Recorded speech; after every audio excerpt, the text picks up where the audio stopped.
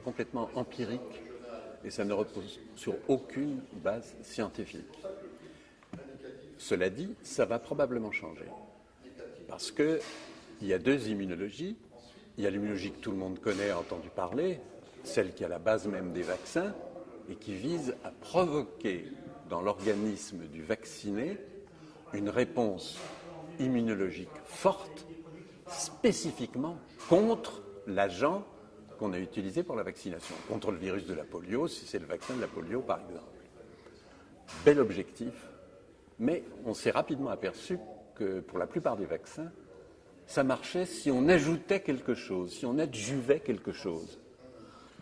Des adjuvants, à mon sens, il y en a eu des centaines depuis 30 ans, 40 ans utilisés, sans jamais aucune étude publiée justifiant scientifiquement leur utilisation et nous disant « mais vous ajoutez ça dans le vaccin, pourquoi faire? Qu'est-ce que ça fait ?» Et la seule réponse c'est « la réponse est plus forte ». Mais pourquoi est-ce qu'elle est plus forte?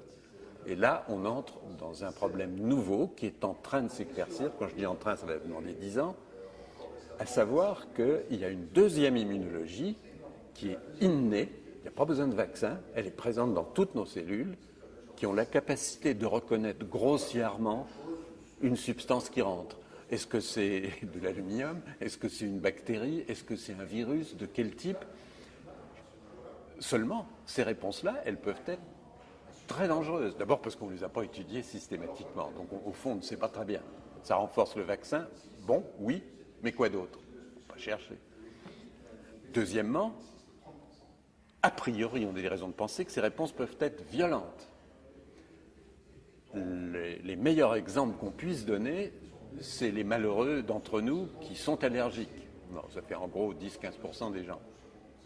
Et qui déclenchent des réponses très violentes devant des, entre guillemets, des adjuvants, c'est-à-dire des molécules étrangères qui ne sont pas en elles-mêmes directement dangereuses, comme les grains de pollen ou les poils de chat, hein, et des réponses extrêmement violentes. Eh bien, on est dans le type de réponse innée que beaucoup d'entre nous ont, je vous dis 20% à peu près.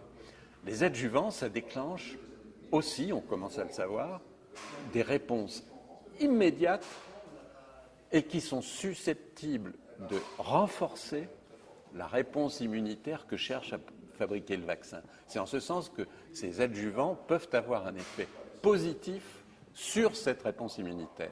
Le problème, c'est qu'il y a tout lieu de penser petit a et petit b.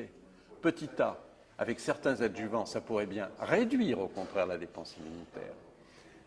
Et petit b, avec d'autres adjuvants, il pourrait y avoir des effets dangereux, toxiques, directs, indépendants de la réponse vaccinale qu'on cherche à produire.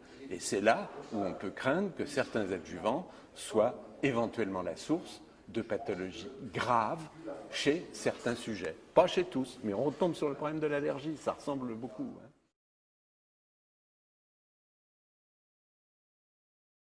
Pas la moindre idée dans l'état actuel des recherches sur ce sujet, qui sont encore embryonnaires. Hein. Le concept d'immunologie immédiate, si vous voulez, innée, il est en gros accepté depuis 10-15 ans. On lui a donné le prix Nobel il y a 2 ans. Bon, c'est vraiment quelque chose de, à l'échelle de l'histoire des sciences, c'est tout récent, c'est hier. Et on est très loin d'avoir analysé la totalité des réponses possibles de ce système qu'au fond, on vient de découvrir en nous-mêmes.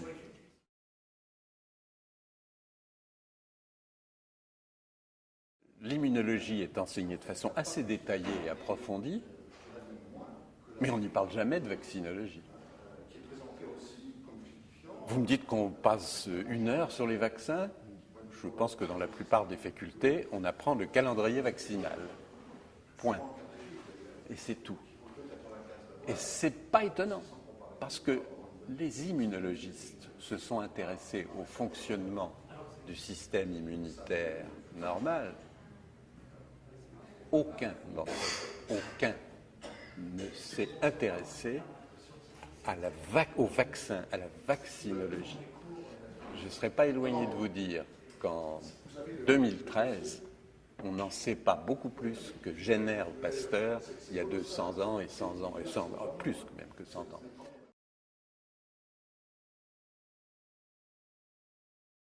Alors ça, il est clair qu'on les sous-estime sûrement, et qu'il n'y a pas de groupe d'immunologistes qui se soient attelés à dire mon objectif dans les prochaines années, ça va être d'analyser le mécanisme des réponses de tel ou tel adjuvant, qu'il y ait des travaux éventuels sur un cas, dans un laboratoire une fois, etc. Il n'y a pas eu, comment vous dire, d'action concertée voulant répondre à cette question. Qu'est-ce que c'est exactement que la réponse au vaccin et quel est le rôle de tel ou tel adjuvant? Parce qu'ils n'ont pas forcément le même rôle, hein, il faut voir. Et pour aller encore plus loin, je vous dirais qu'on commence à s'apercevoir qu'introduire un corps étranger, un antigène dans l'organisme avec un adjuvant, théoriquement, ça entraîne une réponse vaccinale recherchée de défense qu'on sait. Mais quelquefois, c'est l'inverse.